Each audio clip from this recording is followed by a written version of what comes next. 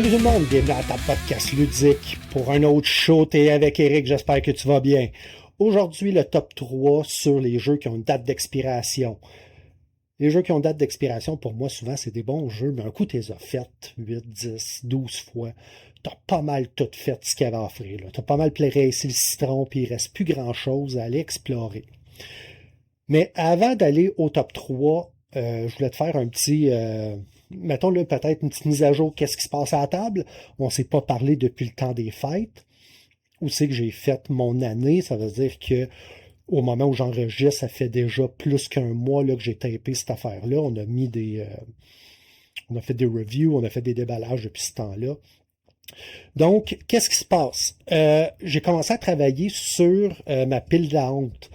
Donc, tout ce qu'on a déballé l'été passé, auquel j'ai pas été capable de soit de jouer ou de jouer suffisamment pour te faire une critique, j'ai commencé à y travailler. Entre autres choses, j'ai commencé...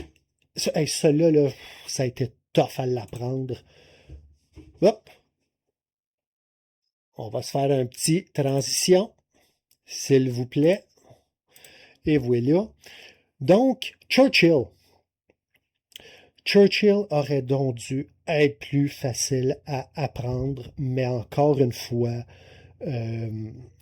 la façon que les règles étaient écrites m'ont créé des problèmes pour rentrer dedans parce que c'est pas un jeu qui est compliqué. Dans Churchill, ce que je trouve intéressant, on va essayer de trouver une image là, qui montre le plateau, et voilà. En fait, le jeu il se passe principalement ici. Donc, c'est un jeu de négociation. On est habitué avec les jeux de guerre aussi que c'est du tug of war. C'est que tu tires un peu à gauche, tu tires un peu à droite. Ici, c'est du tug of war à 3 personnes. CGMT, ça vient avec 3 flowcharts là, pour jouer soit à 2 ou en solo. Puis même le concepteur, là, Mike Herman, Mike, c'est ça, Mike Herman, un peu là, Mark Herman, ce qu'il disait, tu peux même faire jouer les 3 bots un contre l'autre pour voir qu'est-ce que ça va donner. C'est un genre de card-driven game, mais chacun a son deck de cartes précis. Tu te bats pour des issues là, ou des trucs importants pour la résolution de la Deuxième Guerre. Donc, ça se passe sur le flanc d'affaiblissement des nazis. Et donc, on est en train là, de la closer, la guerre. Donc là, les Allemands sont en train de retourner vers l'Allemagne, là, vers Berlin. Et tranquillement, là, on est sur la fin aussi au niveau du Japon. Donc ici, là, ça va être de dire, d'essayer de dire, on va demander, disons, aux Russes, il serait temps que tu avances là, sur le front japonais. Ça serait de dire, de forcer, mettons, là, les Anglais à dire, il faudrait que tu commences à aller, voyons, là, te replier sur le front italien. Mais en plus, tu as ce qu'ils appellent les global issues. C'est les petites pins qu'il y a ici là, qui vont se promener des deux côtés, qui vont changer certains règlements au niveau de la carte de ce côté-là, mais qui vont aussi essentiellement, c'est comment veux-tu que soit l'après-guerre. Donc, c'est probablement le meilleur jeu semi-coop que j'ai eu à essayer. Pourquoi? Les 3 parties veulent la fin de la guerre. Donc, chacun doit travailler dans le même sens, mais chacun veut laisser une empreinte plus forte sur l'après-guerre. Puis tous ces issues-là, là, chacun de ces petits pitons-là que tu vois là, qui vont tirer, pousser là, sur chacune des tracks, va donner ici un effet sur la guerre. Donc le jeu se passe vraiment là, et lors d'une phase de résolution, ici ça va transformer un petit peu là, le portrait de qu'est-ce qui se passe. Donc si tu aimes vraiment là, la question de dire comment une décision impacte au niveau le stratégique, peut impacter l'opérationnel, tu bypasses le tactique, là, puis il y en a qui vont dire c'est tactique ici parce que quand le tank avance, t'es pas vraiment dans le champ, mais quand même, ça donne une bonne idée. On en a parlé aussi avec Martin là, lors de Congress of Vienna, qui est, je pense, la 4e mouture là, de ce système-là. Bref, j'ai commencé à l'attaquer. J'ai fait une coupe de round. Là où c'est que j'ai arrêté un coup, là que j'ai comme été capable de traverser mon blocage, j'ai eu des difficultés avec les bots, parce que les 3 bots sont différents. Donc, mettons, je jouais les Américains, ben là, je devais apprendre le bot de Churchill, ben l'apprendre, tu sais, il faut que tu le lises, là, puis que tu l'interprètes, mais quand même. Puis ici, tu as le bot de Staline. Donc, je suis content, j'ai été capable de le traverser. Ça, me connaissant, je te ferai pas une critique pleine et entière. Un moment donné, là, quand je vais le maîtriser, je vais probablement te glisser ça dans un show quelconque. Là. Je ferai probablement l'espèce de voici 3 reviews que je te ferai pas dans un gros show, puis ça va être comme ça. Le deuxième que j'ai sorti de ma pile de la honte, Fate Defenders of Grimheim. Ce jeu-là, pas forum, image, on peut-tu avoir la map s'il vous plaît? Bon, on va prendre celle-là. C'est il y en a qui vont dire un State of Siege, il y en a qui vont dire un Tower Defense. Essentiellement, tu vas te faire attaquer là, sur tous les fronts de l'Hexagone et tu dois protéger le village. Le nombre de buildings du village, tu le vois ici un petit peu en bas, est ajusté en fonction du nombre de joueurs. Tu peux jouer de 1 à 4 joueurs. Tu as 3 types de monstres. Donc, tu as les trolls. Ici, tu as les morts vivants ici. Et tu as les créatures de feu. Et chacune des 3 vient avec un kit de règlement particulier. Souvent, là, c'est juste une petite transformation. Et chacun vient en 3 saveurs. Et toi, là-dedans, tu dois protéger, mais en même temps, tu vas construire ton personnage. Donc, il commence avec, mettons, une épée très faible, puis à peu près aucun pouvoir, puis tranquillement, là, tu vas vouloir upgrader ton personnage, t'ajouter des armes, des protections. Tu vas avoir une main de cartes qui appelle des événements, mais c'est des événements contre le jeu. Habituellement, les événements, tes flips, ça va être contre le joueur. Mais ici, c'est de dire, tes événements, tu vas les jouer contre les joueurs, donc contre les monstres. Donc, tu as de l'upgrade, tu as du action selection, tu as 6 actions de base, tu ne peux en choisir que 2, mais tu peux activer des capacités, tu peux activer des, comment ils appellent ça, je vais dire des accessoires, là, whatever, et tu peux jouer des cartes que tu as en main, et c'est de régler ce puzzle-là à tous les tours, de façon à ce qu'à la fin, il te reste au moins un building sur la map. Je vais devoir encore jouer peut-être une game, peut-être 2, là, mais mon idée commence à être pas mal finie sur celui-là pour être capable de te faire une critique. Donc, ouais, ça, je suis très content de l'avoir enfin avoir pu le craquer. Puis, écoute, j'adore là, la direction artistique là-dessus, là, le côté petit bonhomme. Là, on peut-tu avoir... attends un peu, là, faut au moins que je te trouve une carte pour ça. Pas celle-là, pas celle-là. Il y en a, on en voit-tu quelques-unes là, qui peuvent avoir l'air intéressantes? Bon, attends, on va prendre ici, là. Donc, tu vois, ici, là, c'est la carte de repos là, pour ce personnage-là, mais tu vois qu'elle adore sur son lit. Ici, je disais l'arme de départ, là, la lame faible, quelque chose de même, brisée avec les mouches. Ici, je me rappelle plus qu'est-ce qu'elle faisait, là, mais tu vois là, qu'elle traîne le monstre là, ou le troll, whatever, qu'est-ce que c'est. C'est très drôle, c'est très léger comme thème. Ça nous change un peu des jeux, je vais dire, à la Awaken Realm. Pas que j'aime pas leur direction artistique, mais tu sais comment tout est toujours laid, crade, c'est super bien fait, mais à un moment donné, ça sort de la masse, c'est coloré. Ça là-dessus, c'est un agréable changement sur ce qu'il y a présentement sur le marché. Un autre que j'ai réussi à craquer, pas à craquer, mais à ouvrir et à jouer, Origin First Builder. Origin qui est de façon non officielle un jeu en T.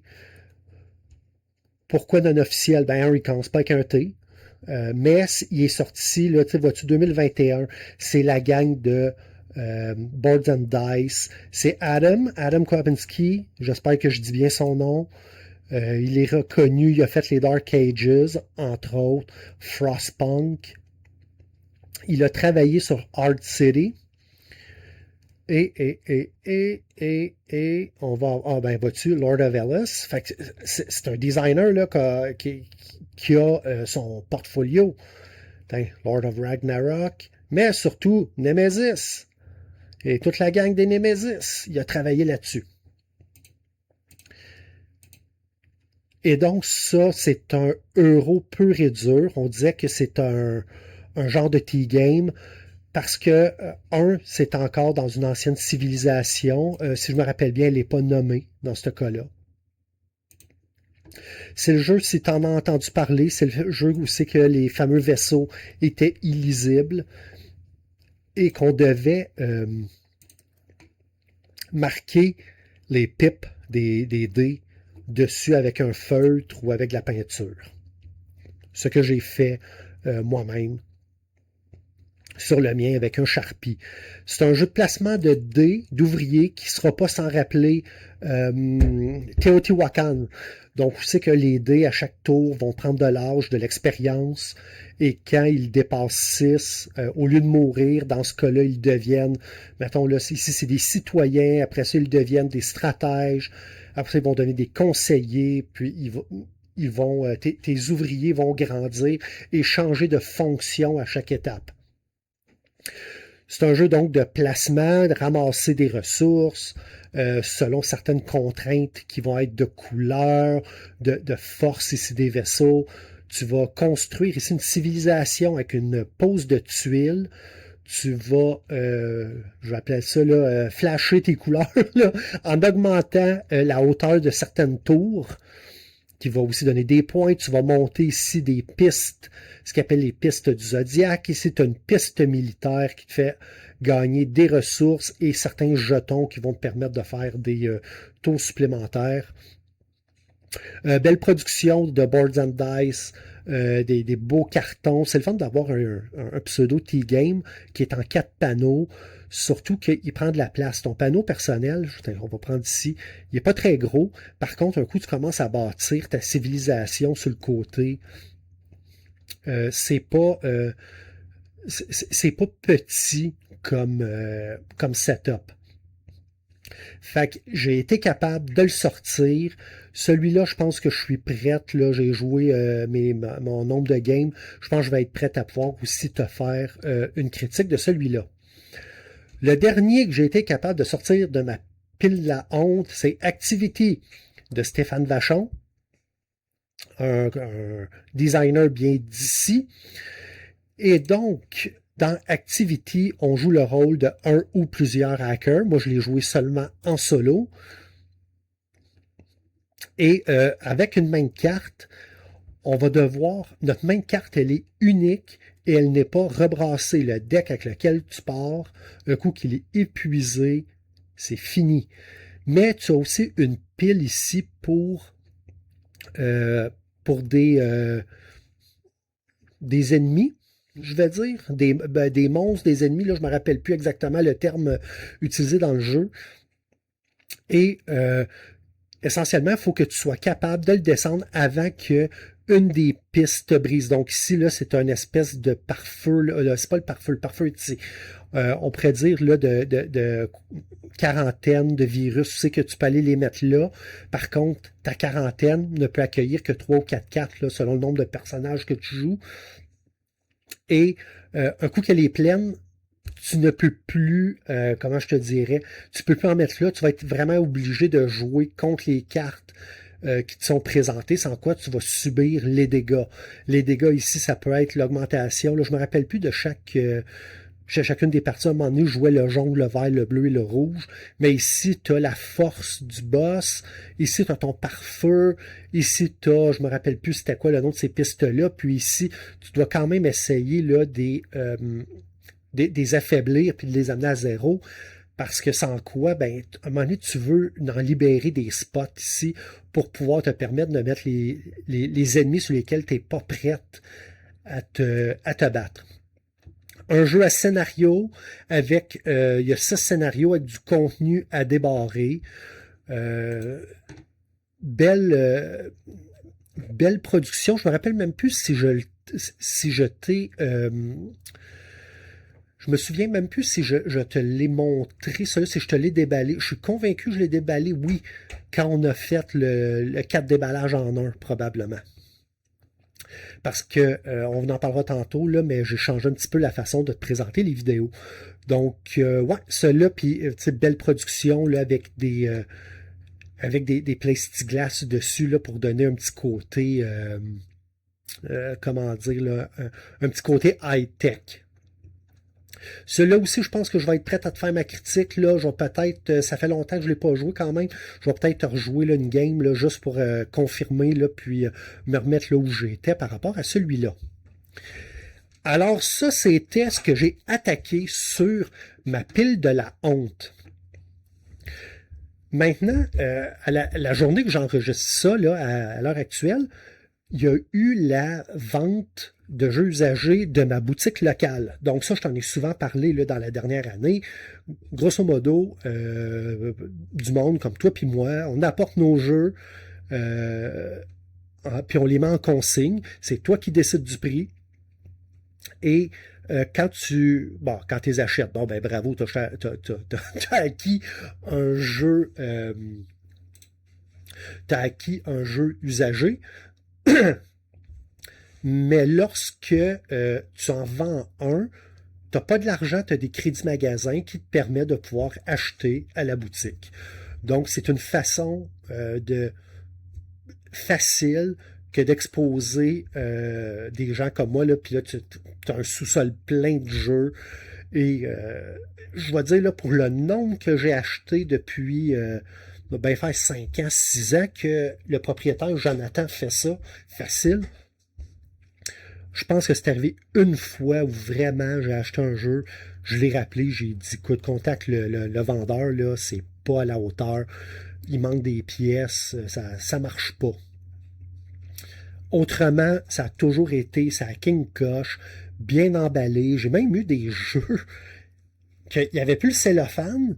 Puis quand je suis arrivé chez nous, puis j'ai ouvert la boîte, le jeu n'était pas dépunché, les cartes étaient encore scellées. Je pense que c'est le même que j'ai eu 51st State, le jeu de Portal Game, là, qui est basé sur Settler of je sais plus comment. Là. Fait que, ouais, c'est une belle façon là, de pouvoir acquérir des jeux à bas prix. Ou des fois des jeux qui sont out of print. C'est pas parce que c'est out of print que c'est mauvais. Ça peut être la compagnie qui a fermé. Ça peut être les droits qui sont dans un limbo.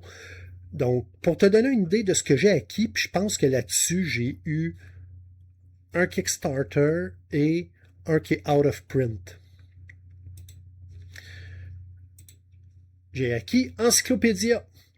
Encyclopédia, qui est un jeu de cartes qui a comme voulu surfer un petit peu sur la mode des animaux. Évidemment, on va penser à Wingspan. Pourquoi? Parce qu'il y a des cartes d'animaux. C'est pas sans penser aussi toutes les...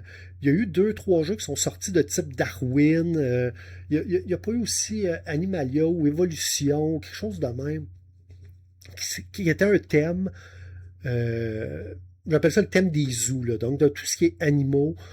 Donc j'ai été capable de mettre la main là-dessus. Puis cela, ça n'a pas été lors d'une vente boutique, là, mais je l'ai acquis peut-être la semaine passée. J'ai commencé à lire les règlements. J'ai fait un tour de jeu avec. Là. Il y a quelques règlements qui sont un petit peu funky, là, avec lesquels je vais devoir me faire un aide de jeu pour être sûr que je l'ai bien compris. Mais il y a l'air d'avoir un petit peu de tableau builder, un petit peu de pose de cube qui n'est pas sans rappeler Earth. Puis le restant, ben écoute, c'est l'habituel. Là. Tu vas prendre des petites cartes que tu vas mettre sur ton plateau qui vont te donner des goodies quand tu vas faire action XYZ. Il semble y avoir là, les dés que tu mets sur ton plateau, c'est pas les tiens.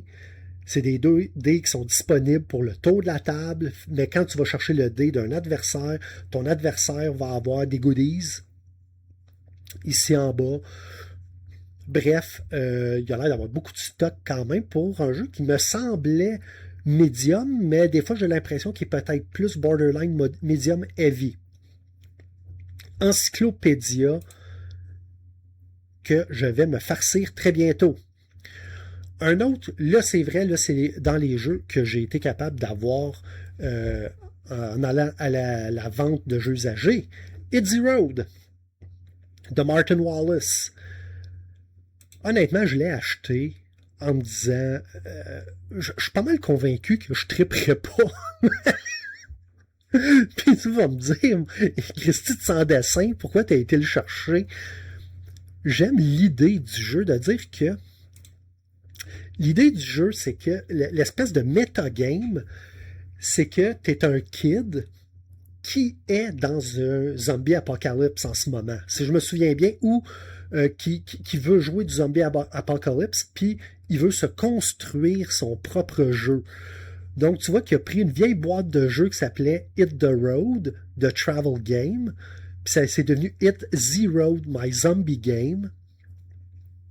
No More TV. Fait que là, c'est le kid qui l'a fait s'appelle Martin Wallace. Puis tu vois qu'il y a plein de gogos qui est coupé un peu partout, qui est biffé un peu partout. La boîte a vraiment l'air usée aussi comme ça elle avait traîné à terre puis qui était poussiéreuse et maganée. Tout ce qui est monnaie ne sera pas sans rappeler c'était quoi Fallout, ou c'est que c'est des bottle caps, là, des bouchons de bière. Et là, tu as toutes sortes de jetons. Vois-tu, ici, c'est des clés avec du tape dessus. C'est tout en carton, là, mais j'aimais beaucoup de dire, c'est comme une boîte de gogos qu'un kid s'est bâti pour se faire son propre jeu. Il y avait aussi les cartes, les versos de cartes. Tu vois que le devant, là, c'est super beau, c'est bien fait, mais les versos, c'est un peu comme si c'était des vieilles cartes usées avec des bouts de tape dessus. Vraiment comme si le kid s'était fait son propre jeu. Ici, là, tu vois, là, c'est un autre. Des bouts de cartes. Les marqueurs de joueurs, c'est comme si c'était des cartes de crédit, des vieilles cartes de crédit, des cartes d'affaires. Fait que j'ai trouvé ça. J'aimais le metagame. Maintenant, ça va-tu être bon? Honnêtement, je m'attends à être déçu parce que le gameplay n'a pas l'air très profond, mais j'avais envie de l'essayer. Ça fait plusieurs fois que je passe le nez dessus. Fait que j'ai bien hâte d'essayer ça. Un autre que je t'ai parlé, je me demande si c'était pas la dernière fois qu'on s'est jasé, qu'on a parlé de Vladimir Suki. Je pense que oui, je t'avais parlé d'évacuation. Messina, j'ai réussi à mettre la main dessus. Messina, bon, c'est un euro true and true, mais j'aimais beaucoup l'idée de la carte avec des hexas, et ça se passe pendant la plaie. Donc, il y a des cubes ici qui représentent le virus de la plaie qui va se promener dans la ville, et ceux-ci, on va-tu le voir ici? Je suis capable de te le montrer? Il y aura même des rats qui vont se développer dans la ville. Donc, le niveau de production me semble très bien, très beau. Beaucoup de jetons, par contre, là, beaucoup d'iconographie. Quand j'ai essayé évacuation, je l'ai trouvé lourd et très, très dry et trop tight à mon goût. Est-ce que ce sera la même chose avec Messina? Who knows? Mais je voulais l'essayer depuis un bout et j'ai enfin réussi à mettre la main dessus. Très content. Le quatrième que j'ai réussi à mettre la main dessus, Escape from Stalingrad Z. C'est pas la version avec des miniatures, c'est la très petite boîte. C'est un livre. C'est supposé d'être avec des standees. Si je me fie à ce qu'il y a derrière la boîte. Boîte très lourde, très petite, là. Me demande même si c'est pas plus petit qu'une boîte de Pandemic, mais dis-toi que c'est une boîte de Pandemic, là, mais qui me semble pleine à ras-bord. Ça sera pas sans rappeler quand je t'ai montré les livres de Mike Lambeau, là, quand je t'ai fait, comment ça s'appelait, E-Squadron, où c'est que d'un côté, tu as des règles, puis de l'autre côté, tu as une carte. mais ça a un niveau de production qui est supposé d'être supérieur. De toute façon, ça vient avec les dés. C'est supposé de venir avec les standees. Ici, là, tu vois les photos avec avec les mini. Mais tu sais que je ne suis pas très mini. Ça vient avec tant mieux. Ça vient pas avec tant pis. Et voilà, ici, je pense que c'est des portes à ouvrir. Donc, au lieu d'avoir fait des jetons à plat, ben, tu as quand même un effet 3D là, qui se démarque ici. Et voilà. Fait que ça aussi, ça faisait un bout, mais le fait que je ne suis pas très Kickstarter, puis veux pas, là, avec le taux de change, avec les taxes de dédouanage, avec le shipping, bien souvent, ce qui arrive, c'est que quand le projet il sort, on dirait qu'il ne me tente plus. Je le reçois, puis je fais ah well. Dans ce cas-ci, ça fait un bout quand même qui est sorti, 2 ans, mais là, le prix était bon, l'offre était là, la boîte était en excellente condition, ce qui me laisse présumer que la personne en a pris soin. Fait que j'ai fait oh ouais donc, on s'essaye, c'est là. Fait que c'était ça pour les acquisitions récentes. Maintenant, je te disais que tantôt, là, il y a eu des vidéos que j'ai filmées, mais que tu n'as pas vues. C'est que je n'ai pas envie de refaire le même... je ne veux pas dire la même erreur que l'été passé. Là. On était dans la première année. Je voulais que la chaîne pogne de l'attraction, puis il fallait que je mette du contenu. Mais là, la façon que je veux rouler, c'est que je filme quand même tous mes déballages. Par contre, c'est ou ben donc, à un moment donné, je vais te faire des montages. Ou ben donc, si, mettons, quand je vais faire, mettons, Escape from Stalingrad Z, ben, mon idée, c'est que je vais te donner le déballage, puis une semaine après, mettons, tu auras la critique, qui fait en sorte que je te laisserai pas en cueillette interrompue en disant hey, regarde, qu'est-ce que je viens de déballer, regarde, ça a l'air écœurant, ah ouais, quand est-ce que tu nous en parles? Bah, on verra. Je trouve que ça fait du contenu cheap. Puis, le projet de cette chaîne-là, j'ai toujours voulu que ce soit... tu sais, qu'il y ait une valeur au bout pour la personne qui regarde et qui écoute. Fait que ce que j'ai décidé de faire, puis tu l'as vu un petit peu avec Copycat et avec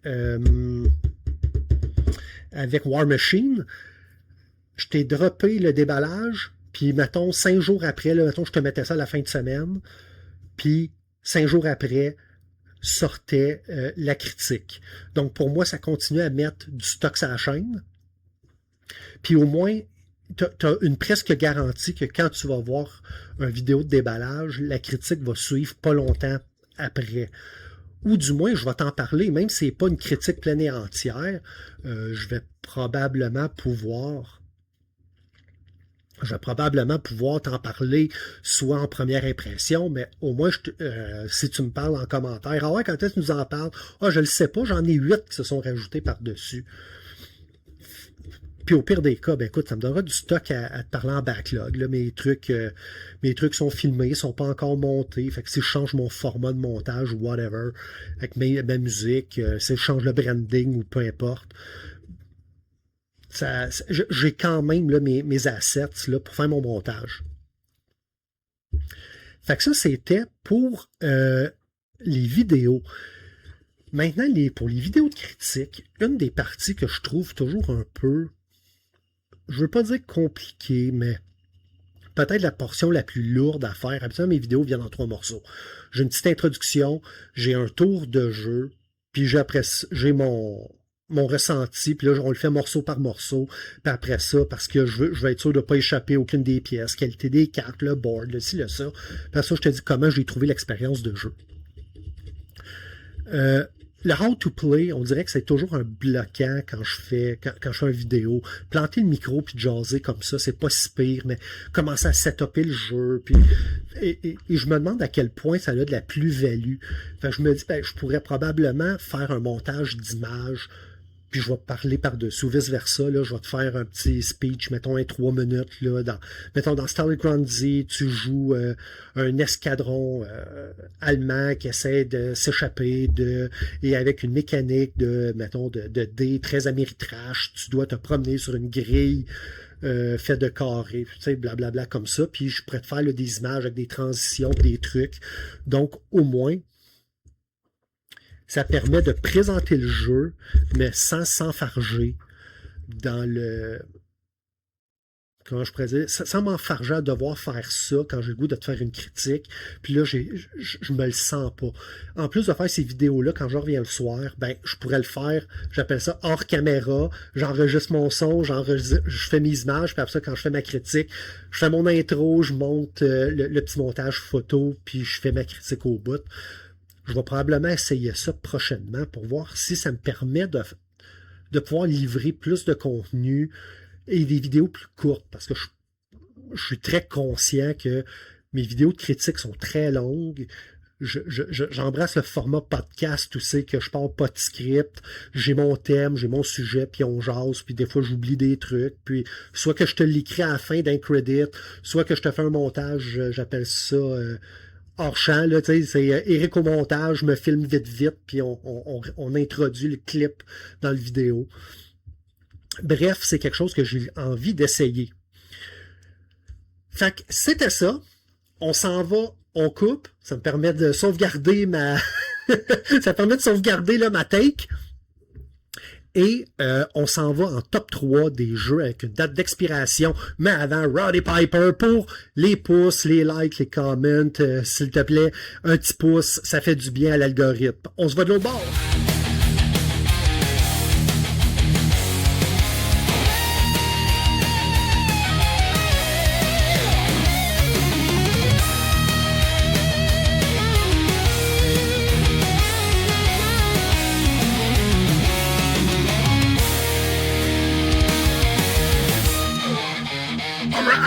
C'était Roddy Piper. Donc, top 3 des jeux avec une date d'expiration.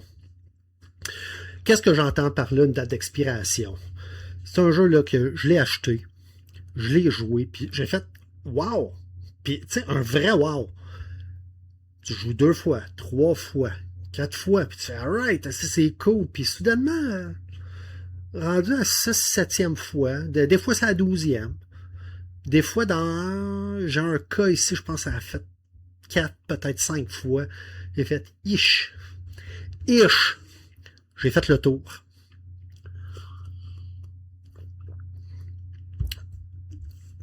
On va regarder rapidement. J'ai 2 mentions honorables là-dessus, sur lesquelles on s'étirera pas, parce que, évidemment, mention honorable veut dire que c'est pas, ils font pas partie du top. Progress Evolution of Technology. J'aimais l'offre de Progress, où c'est que c'était un jeu de... Comment? Tu sais, ça faisait penser à un jeu de civilisation, presque juste avec des cartes, avec des airs, donc ce qui est pas sans rappeler Through the Ages. Par contre, en solo, j'ai réussi comme comment je te dirais, à le résoudre. Donc j'avais fait, attends un peu, on a-tu une image quelque part? Il y a un arbre, attends, je pense qu'il est ici. Non, je peux pas avoir plus grand que ça ici. Mais enfin, si tu vois, là, il y a un arbre technologique, si je me rappelle bien, il était recto-verso. Puis j'avais pas mal réussi à le résoudre au complet. Fait que j'ai peut-être très mal joué. Tu sais, l'idée, là, tu pars, là, mettons, là, de l'âge... ici, vois-tu, c'est ça, l'âge 1, l'âge 2, puis après ça, tu montes à l'âge 3. Évidemment, il y a des fois certaines âges, là, qui vont se marcher ses pieds. Et tu pars avec certains trucs, mettons ici, l'écriture, la poterie, puis là, tu montes.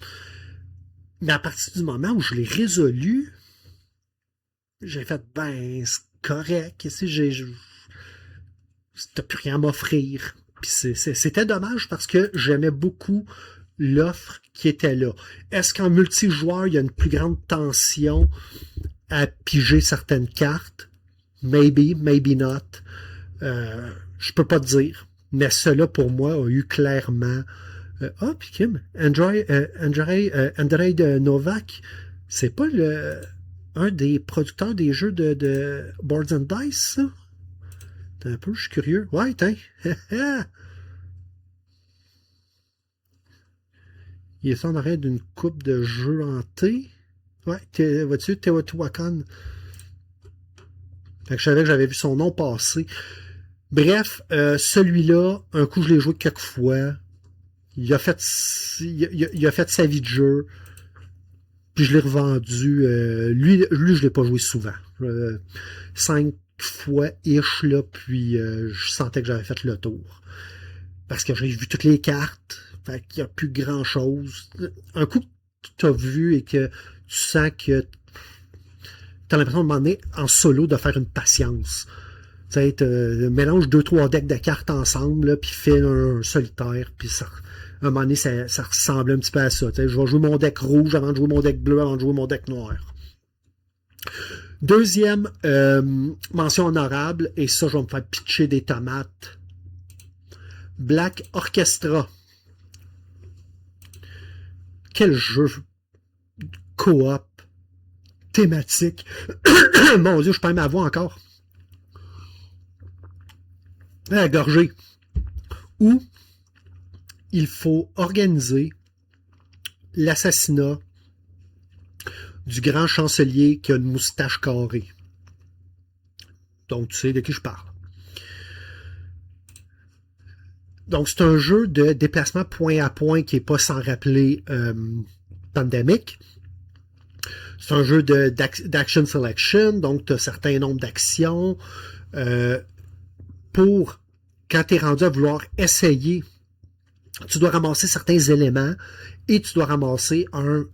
comment ils appellent ça donc encore? Finalement, comme un plan, là, un plot.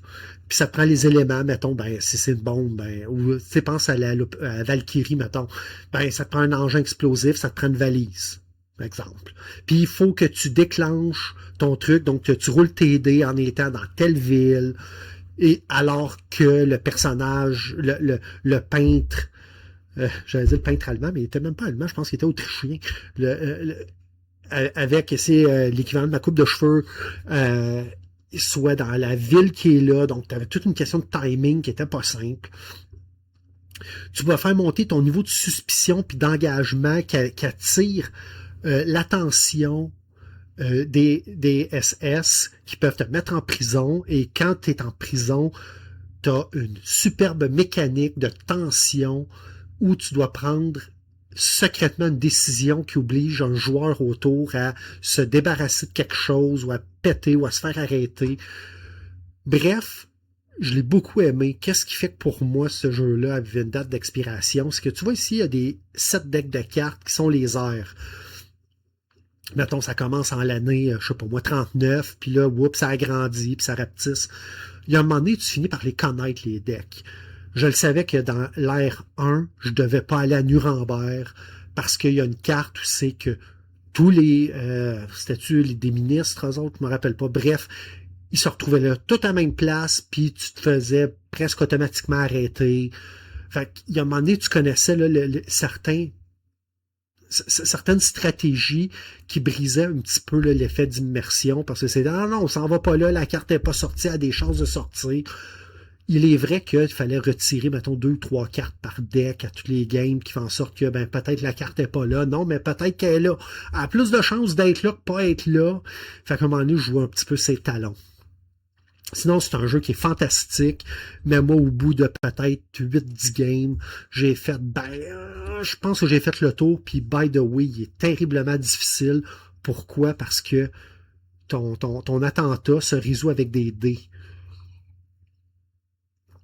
Et ça, c'est le nombre de cibles que ça te prend ici pour réussir ton attentat. Fait que, ou tu étais chanceux, puis l'air 1-2, tu avais ramassé suffisamment de trucs, puis tu pouvais t'essayer tout de suite. Ou sinon, tu n'avais pas le choix d'attendre 6 et 7, parce qu'ici, là, c'était tellement difficile, 3, 4, 5, à réussir, que c'était presque impossible. Il y a un moment donné, tu jouais plus au chat et à la souris. Fait que pour moi, Black Orchestra, jeu incroyable et fantastique avec lequel je retournerai jouer avec plaisir. Mais pour moi, il y a une date d'expiration. La vraie liste, numéro 3. Corrosion. Corrosion, c'est un engine builder-ish. Construction d'engin, j'ai toujours détesté ce terme-là. Dans lequel ton engin va rouiller. Et c'est c'est quoi encore, là, du Capstone, là, c'est ça le nom de la compagnie, le CG est un peu, c'est-tu ça, Capstone Game, ouais, qui fait en sorte que le niveau de production est extraordinaire. Et on en voit ça. J'ai vu une image là, qui était plus parlante un petit peu, celle-là ici. Ici, ça se trouve être ton usine, dans laquelle tu vas, tes trucs vont tourner, et là, tu vas mettre, là, tu vas gagner là, certaines roues en métal, ou des fois, tu vas avoir des roues en acier inoxydable. Tu vas avoir là, tu vas mettre certaines tuiles tout le tour, et sur ton plateau personnel en bas, tu vas avoir donc certaines machines. C'est un jeu que j'aimais l'offre. Je me suis dit, alright, un engine builder qui s'enfargera pas dans plein de pseudo-mécaniques. Ici, là, tu vois-tu, les gears, là, mettons, la petite elle valait 1, la grosse, elle vaut 5, même chose, mais ça, ici, sont en argent, donc, ils rouillent pas, ceux-là. Ici, tu avais certaines machines que quand tu activais ça, ben, ça te donnait des pouvoirs spéciaux. C'est une machine qui fonctionnait à la vapeur, donc il fallait que toujours que tu remplisses ta machine d'eau pour la chauffer, pour réussir à la faire tourner. Ben, ton boiler était ici. C'est un jeu qui est super bien produit, mais son problème, c'est son offre. On peut-tu voir un peu?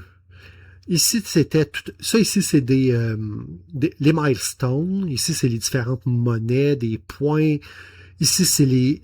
Et ça, ici, c'est tous des marchés. Donc, des marchés de spécialistes, des marchés de machines, des machines qui servent une fois, des machines qui servent à tous les taux, des machines qui peuvent pas rouiller, que tu dois plugger au bout ici. Et tout ça était relié et tout ça était bien fait. Mais comme je te dis, le problème de ce jeu-là, c'était son offre. Parce que le fait que c'est un engine builder qui rouille et qui brise, ben, t'as pas beaucoup de construction d'engins. T'es toujours en train de la réparer. Donc, chaque tour est assez, je veux pas dire que c'est plat, mais est assez du pareil au même. Parce que rarement, tu vas dire, ben, ça c'est réussi, puis là, je vais faire ça en plus, puis je vais faire ça en plus. Tu sais, le classique, là, Terraforming Mars, là, tu commences, là, t'as 50 sous, puis 2 feuilles, puis t'es rendu à mi-partie, là, tu crées de la chaleur, tu crées du métal, du titane, tu t'en vas dans l'espace, tu fais écraser une météorite, tu plantes des forêts, tu crées des océans. T'as fuck all de cette de ce feeling-là dans cette production-là. Selon moi, c'est un jeu qui est bien fait. Il y avait des choses intéressantes, mais même si ton engin rouille ou brise, ça aurait été le fun quand même. Mettons, j'appelle ça avance de 2, recule de 1. Pas avance de 2, recule de 1,5. Avance de 2, recule de 1,5 qui fait en sorte chaque étape là, est très longue, puis à un moment donné, ta game finie. T'as jamais eu l'espèce de wrenching up, là, puis oh yes! On crée quelque chose, là, mettons, là, le dernier tour, là, je fais un power turn, là, puis là, let's go, ça pleut des ressources, t'es toujours comme, et c'est ça tout le long. Et par la simplicité du design de dire, ben, c'est de l'eau, des cogs, des machines, je devrais aimer ça, il n'y a pas plein de ressources, il n'y a pas plein de trucs. Il manquait un petit quelque chose. Ça jouait très bien. C'est un autre que je jouerais avec plaisir. Parce qu'il est bien fait, puis il est très le fun. Sauf que je ne sentais plus le besoin que de l'avoir. Un coup, je l'avais joué, puis ça jouait vite, là, une game, là. Le setup était quasiment plus long qu'une game, parce que placé, là, classé, là, tu vois ici, là, t'as des machines, là, comme, je vais appeler ça la fourchette, le CD, ici, là, t'as les cornes, t'as la gear qui est ici. Ben là, ici, faut que, t'en as des fortes, puis t'en as des faibles, puis là, ici, t'as des cartes, de milestone. T'en avais plusieurs, puis là, il fallait que tu fasses des colonnes, puis là, il faut que tu places ton magasin, puis là, l'automa, qu'est-ce qu'il va chercher, A, B, C, D.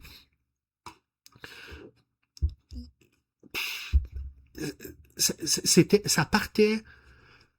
Puis un coup, là, que tu avais mis, là, les premiers tours sont cool parce que tu mets des trucs autour de ton engin. Là, j'essaie de voir, là, j'ai ma facelette là, qui te cache une partie, là, bref. Tu sais, au début, là, quand tu commences à mettre du stock, là, mettons tes 2 premiers tours, tu fais alright, si je rajoute du stock, puis ça pogne, puis là, oups, ça rouille, oups, ça brise, oups, ça retourne en bout de cycle. Fait que le thème, la promesse du jeu était là. Le designer avait une idée en tête, il s'y est attaché. Bravo, la qualité du matériel est extraordinaire. J'ai pas souvenir que le carton y warpait. Les cartes me semblent qu'elles étaient de bonne qualité. Il y avait juste peut-être les points là, qui étaient un peu petits ici. Les gears, c'était très très bien. Les gears ici, là, comme avec l'espèce de petit foil par-dessus, j'ai aimé ça, les gouttes en bois, au lieu que ce soit de la petite goutte en carton, des petits gems, là, tant ça vient du Dollarama, pas question. De la belle goutte en bois, production A1. Mais c'est ça. Son, sa plus grande qualité était aussi son plus grand défaut. D'ailleurs, je pense que je t'avais dit la même chose à un moment donné pour Diluvium, que j'avais eu une première sensation de jeu qui était wow. Puis le fait que tu as juste 4 actions, qu'il n'y a pas tant de bonus que ça, puis que le jeu se veut très rapide, la promesse d'un 4X en 15 minutes par joueur était aussi son plus gros problème. On est à peu près à la même place. Des jeux bien corrects. J'ai mis 7. C'est pas wow, mais ça marche très bien. Ça joue très bien. Je le rejoue anytime. Tu m'invites chez vous. On se fait une game de corrosion. Avec plaisir. Anyway, ça va être pas rien qu'une, ça va être 2 puis 3 parce que j'espère qu'il y a d'autres choses à la table. Parce qu'une game à 2 ou à 3, 1 heure de record, là, c'est fini, là, puis on n'a pas le cerveau lessivé. Alors, ça, c'était notre numéro 3 des jeux avec une date d'expiration. Numéro 2. Numéro 2. Fast and Furious Highway Heist. Ça, j'ai acheté ça. Je t'ai conté un petit peu là, au show de Noël, là, le show d'un an, un petit peu comment s'est passé là, ma dernière année. Fait que j'avais pas mal de temps de libre et un moment donné, quand tu regardes là, j'appelle ça du Netflix ou du whatever, le poste de streaming que t'aimes, ils ont fini par tout passer. Fait que je me fais, bah, un film de mon adolescence, c'est Fast and Furious. Puis à un moment donné, j'ai fait, wow, c'était cool, c'était correct. Je vais mettre le 2, je l'ai jamais vu. Ah, c'était drôle. Je vais mettre le 3. Le 4. Le 5. Oh, crime, ça commence à ressembler à du Mission Impossible en char. Ça n'a pas de bon sens comme série, mais ça faisait ce que ça avait à faire. C'était des bons popcorn flicks.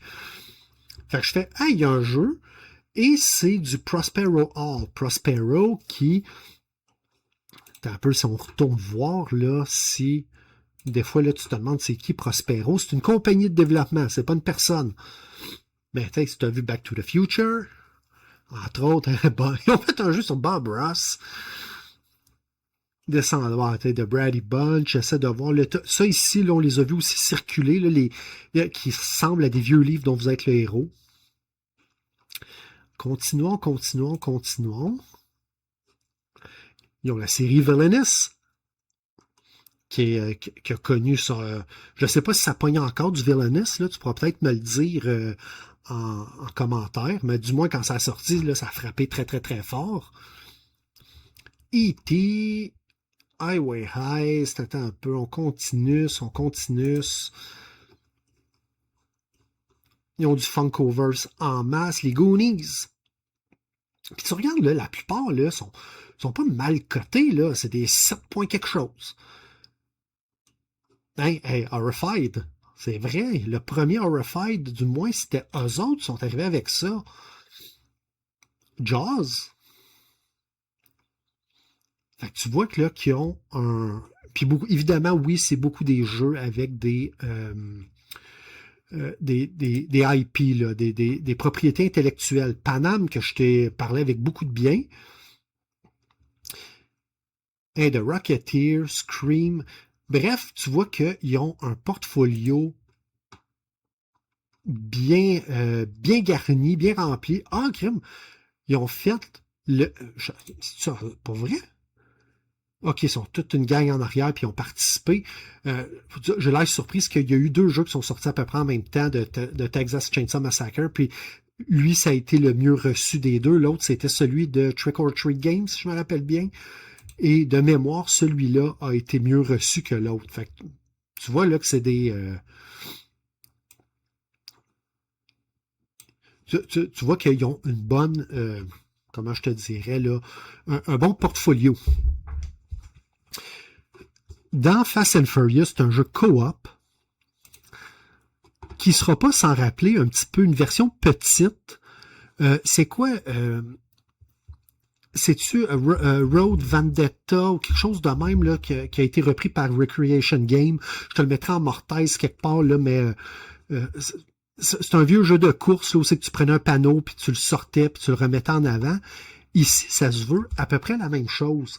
La façon qu'ils font pour un aussi petit plateau, qui est plié en deux, pour simuler le déplacement, c'est que tu es toujours en mouvement, tu es toujours en position relative. Tout le monde pèse sur le gaz, là, on est tous à 300 km/h. Mais si je suis ici, je suis devant. Il y a un moment donné, lui peut bouger en avant, ben, ça veut dire qu'il va plus vite que moi. Mais généralement, l'ennemi va rester dans le carré ici. Et après ça, les ennemis vont se promener autour et les personnages aussi vont essayer de se promener. Le jeu se joue avec en un nombre de rounds défini par le scénario. Il y a 3 scénarios. Il y a le scénario qui fait penser, si je me souviens bien, au premier jeu qui était au premier film où tu dois aller voler des trucs dans un camion, dans un semi-remorque. Le deuxième, zut dans l'ordre, là, c'est avec un tank, je crois que c'était dans le 6e film, et il y en a un avec 2 trucs, une voiture et un hélicoptère, qui est, je crois, pour représenter le 7e. Puis tu vois que c'est bien fait, là, même le pied est aussi gros qu'un carré avec un truc en plastique transparent pour vraiment, là, si tu as un véhicule qui est là, tu le mets sur le pied ici, donc le pied, il dérange pas trop à la partie. Tu as ton hélicoptère qui est là. Le niveau de production pour un jeu qui coûte quoi, 25-30 piastres à peu près, pas très cher. Il y en a qui diront que la valeur de production, elle est questionnable. Moi, je ne l'ai pas trouvé. Oui, les trucs, ici, tu vois là que c'est un joueur qui a peinturé, mais sinon, sans quoi? C'est monochrome. Tu vas me dire, c'est petit, mais les moules sont bien faites, sont pas, tu sens pas que c'est cheap. Ici, qu'est-ce que c'est? C'est des personnages. Puis ça, ici, c'est un bâton pour pouvoir les manipuler. Fait que si tu vois, là, peut-être, là, j'espère que ça va bien paraître à l'écran, mais t'as comme un personnage qui est punché sur la plaque ici. Puis ça, dans le fond, là, c'est juste pour que tu puisses le manipuler aisément, là, ton peg, le planter et le déplacer. Tu as des règles pour sauter sur les véhicules, puis c'est le typique de ce genre de film-là. Ta voiture peut être ici, tu peux être plugué là, puis si la voiture pogne une débarque, tu peux sauter puis revoler sur ton véhicule. Ça se veut, si tu acceptes que ça n'a pas de bon sens, puis que c'est comme les films, il y a de quoi triper, là. La façon que ça marche, c'est quand tu commences, tu prends un des pilotes, t'as un choix de... Tu dois bien avoir 5 ou 6 personnages faciles. Et tu choisis une voiture.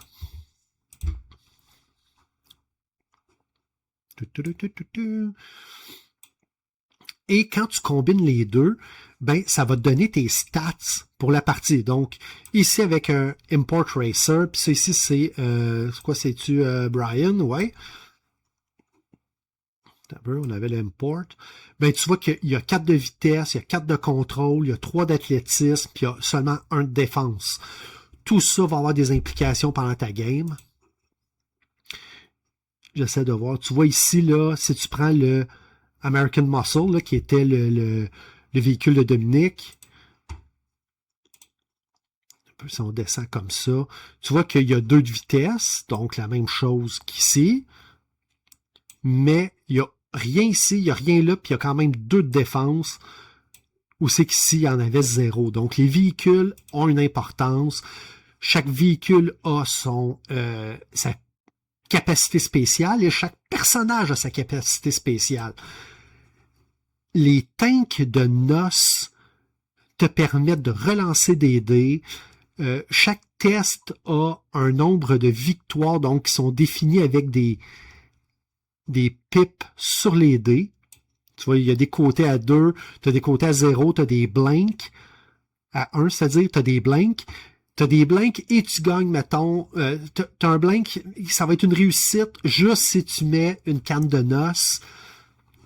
Plus si tu as un dé là, qui va dire si tu as des ennemis qui apparaissent, si ton ennemi s'en va vers le nord, vers le sud, tu as des règles de te faire déplacer, rentrer dedans. En plus, tu vas avoir ici des grosses cartes de scénario qui vont glisser. Fait que tu commences, tu en as une. Et si tu réussis à faire, vois-tu la condition, on va dire là, le vol-sacrifice. Donc ici, il faut que tu sautes de ton véhicule et genre, il faut que tu le laisses frapper le tank. Condition pour réussite, il va falloir que tu fasses, ça te prend au moins 1 de handling, ça te prend 3 mettons, un lancer de dés à 3.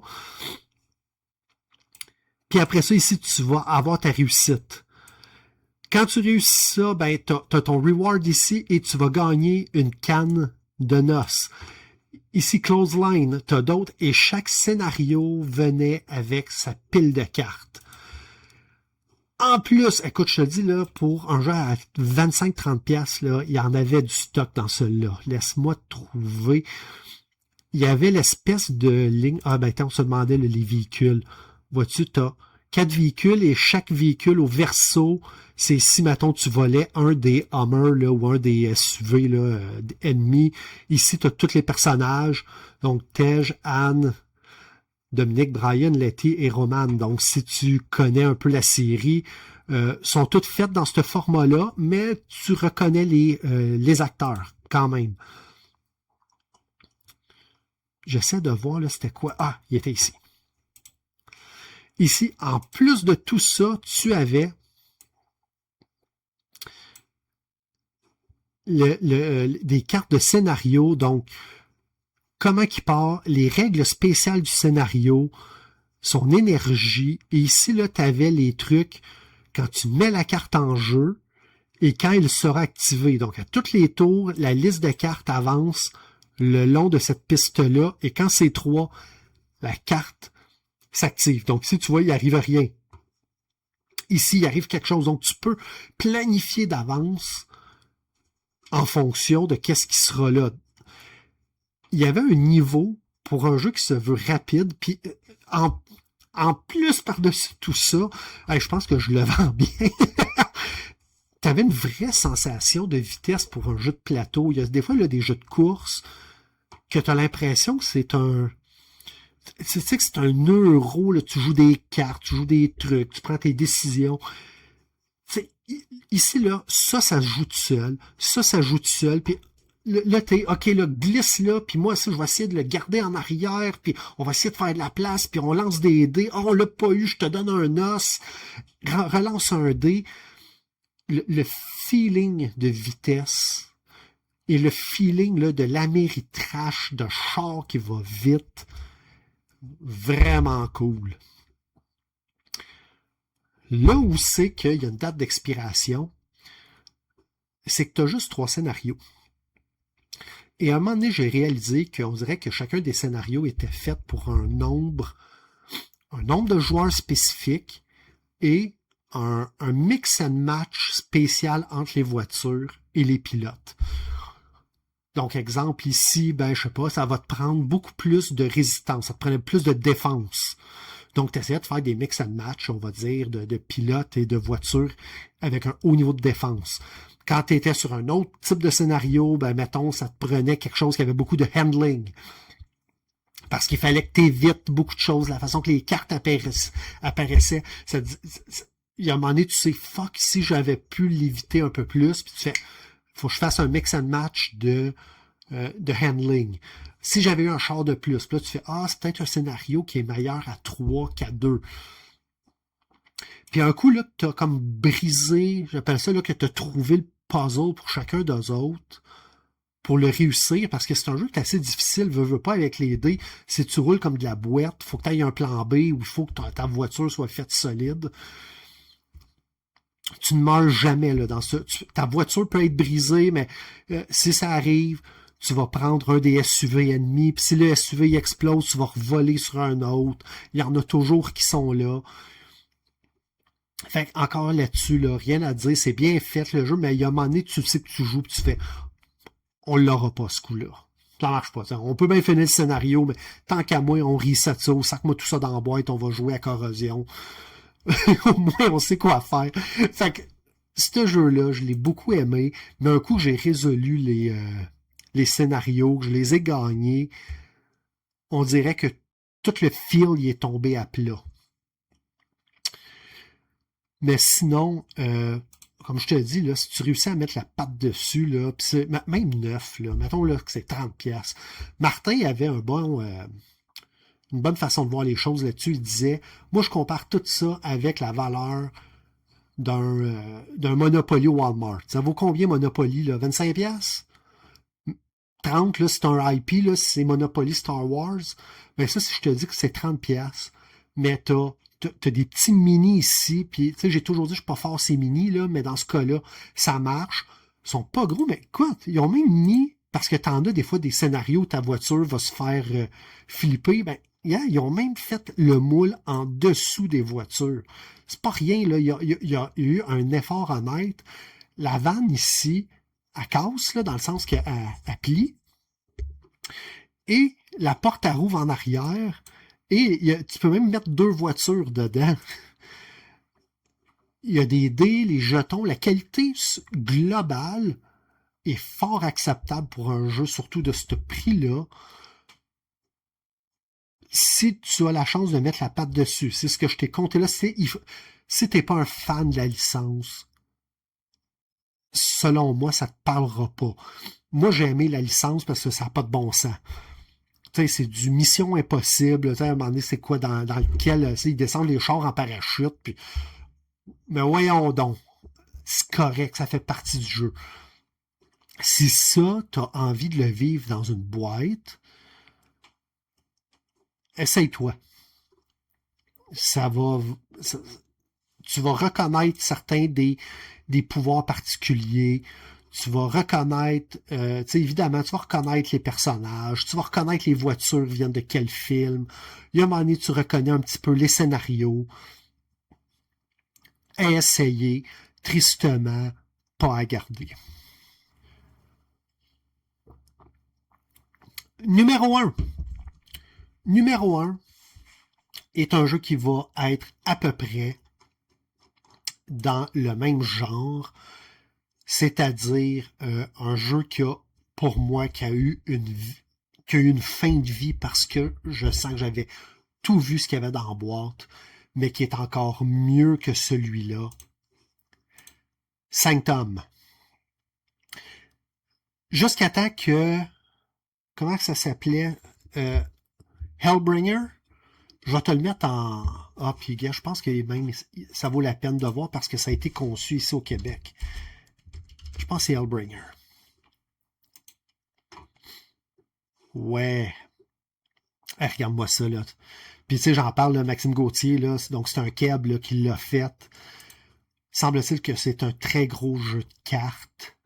C'est des grandes épopées, grandes aventures, et ça se veut... Moi ce que j'ai entendu, c'était Diablo dans une boîte. Confession, je suis pas cave à temps plein, là, je sais c'est quoi Diablo, mais je n'ai jamais joué à Diablo. Mais jusqu'à temps que ça sorte, Diablo dans une boîte, c'était 5 tomes. 5 tomes, c'est un CGI.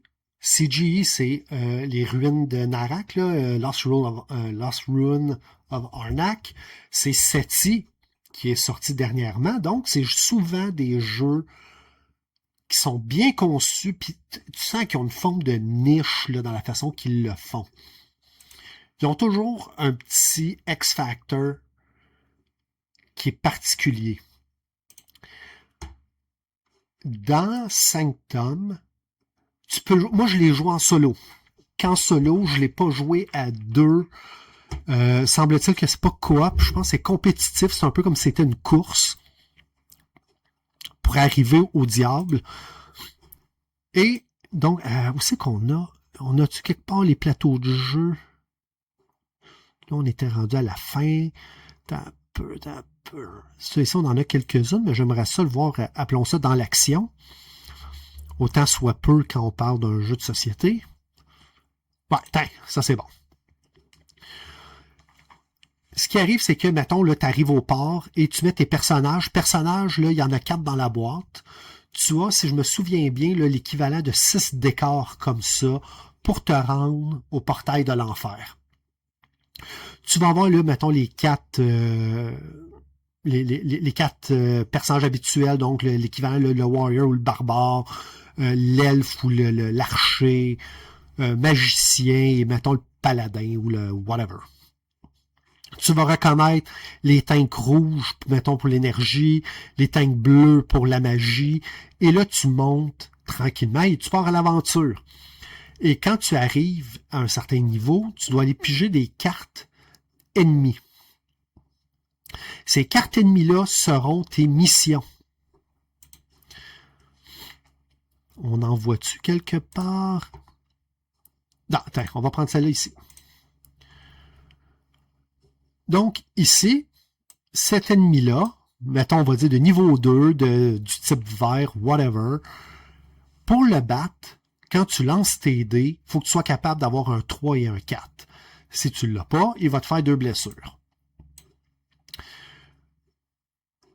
Le jeu te donne accès, je crois que c'est 3 dés en partant et tu peux le monter à 5. Le fait que j'ai déjà fait un zoom, quand tu réussis toutes les cartes ennemies, quand tu réussis à les battre, tu dois les retourner de bord et ça te fait ton loot. Donc ici, tu vois, c'est un jewel, puis si tu mets le bracelet, ça va te permettre, mettons, de générer une mana. Si tu prends l'armure, mettons, pour l'enfiler, ben ça va te prendre, exemple, 3 diamants. Puis si tu mets les 3 diamants, ben là, ça va te donner 1, 2, 3, 4, 5, 6 protections d'un coup, puis après ça, elle a été affaiblie. Fait que je pense que c'est 2 fois, et ensuite seulement une. Et donc ça, quand tu reçois des coups, ben tu recouvres tes trucs pour dire que tu as utilisé les différentes facultés que tu as. Tu as un arbre technologique qui est ici avec des tuiles et des trucs à débarrer. Et ça, là, ça monte, là, puis là, tu as un paquet de façons là, de pouvoir monter là, tes diamants. Là. Il y a toutes sortes de trucs. Ici, tu vois, la personne, elle a débarré ici une faculté. Elle a ici là, sa table de qu'est-ce qu'elle a, là, qu'est-ce qu'elle attend de recevoir comme gem pour pouvoir enfiler les différents éléments ici. Et elle a changé son arme, elle a mis une bague, elle a les bottes, la robe ainsi là, que le scarf, là, le foulard, ou comment ils vont appeler ça, whatever, le capuchon. Et ces trucs-là, qu'est-ce que ça donne? C'est des facultés, soit de défense, ou soit que, vois-tu ici, n'importe quel dé, quand tu le mets ici, quand tu utilises ça, mettons c'est bleu, fait que là, ça te prend une mana, tu vas prendre une mana, tu vas recouvrir ça, et ton dé, peu importe il est où, tu vas le revirer sur un 4. Et tout le jeu, dans le fond, là, c'est sous des allures de jeu d'aventure. C'est un jeu de manipulation de dés.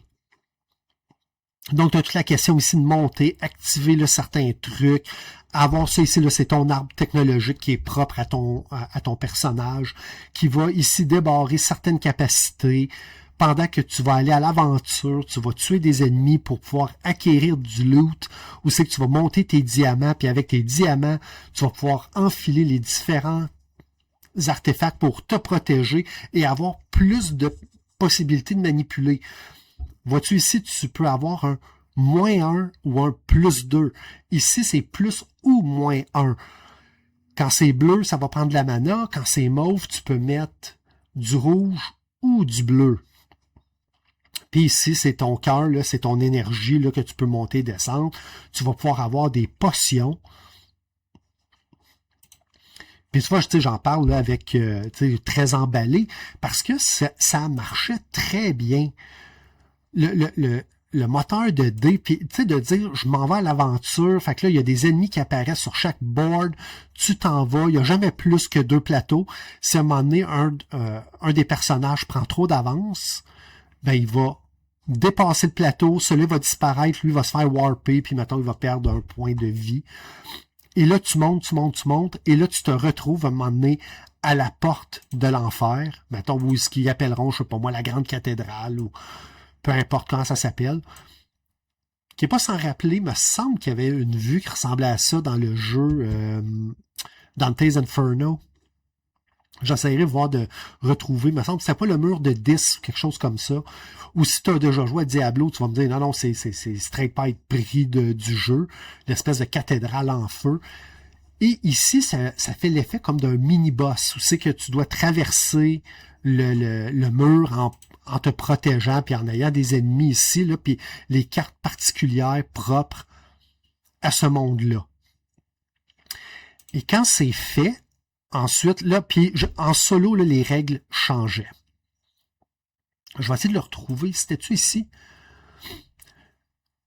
Il y avait ici là, comme une track à avancer qui était assez difficile, où tu sais ce qui s'en venait là, puis ici, tu avais quelque chose que tu savais pas. Et là, tu te rapprochais, là, puis à toutes les fois que tu traversais une carte, fallait que tu affrontes le monstre qui était et qui faisait mal. L'espèce de dragon, ou whatever, qu'est-ce que c'était. Et à la fin, tu avais encore un paquet de cartes à mettre tout le tour du diable ou du démon qui était comme ces weak spots que tu devais attaquer. Beaucoup de gens ont dit qu'ils n'ont pas aimé. Ils trouvaient ça un peu fiddly là, de dire, ben, tu as été à l'aventure, puis là, il faut que tu avances comme sur une pile de cartes, une rivière de cartes, puis après ça, tu t'en vas battre ça. Moi, au contraire, j'ai trouvé ça extraordinairement bien pensé. De dire que pour un euro, que tu joues avec des dés, mais te donner une impression d'aventure.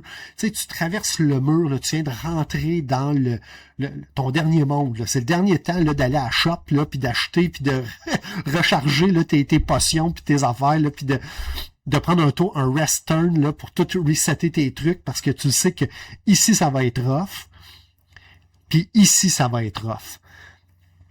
Et les gens qui n'ont pas aimé ce truc-là, je pense qu'ils s'attendaient à quelque chose de grandiose, quand dans le fond, c'est juste une façon de challenger ta chance. Après, on peut-tu là, comme ça?